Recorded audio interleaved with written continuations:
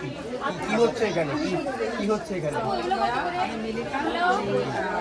এই মেলাটা অর্গানাইজ হয় গার্লস অফ একটা প্রাইভেট গ্রুপ থেকে, যেই গ্রুপের মেম্বার্স অনলি মেয়েরা, এটা ইউনাইটেড স্টেট বেস।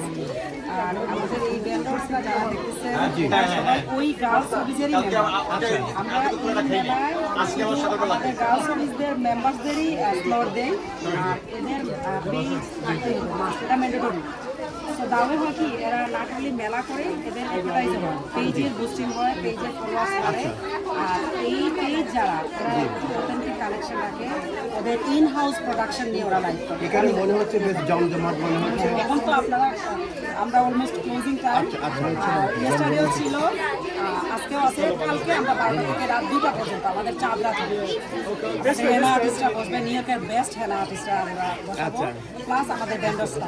আজকে যাদেরকে দেখতেছেন কালকে ডিফারেন্ট ভেন্ডার্স।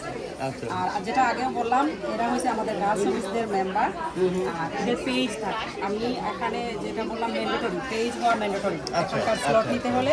সো দাওয়ে হয় কি, আমি আমার গ্রুপের মাধ্যমে ওদেরকে প্রমোট করি, আর ওরা যে এখানে যে মেলা করে এরা কিন্তু মানে এমনি র্যান্ডমলি মেলা করে না, শুধু এরকম একটা পার্টি হলের ভিতরে হলে এরা ওই পরিবেশটা ওদেরকে দিতে হয়।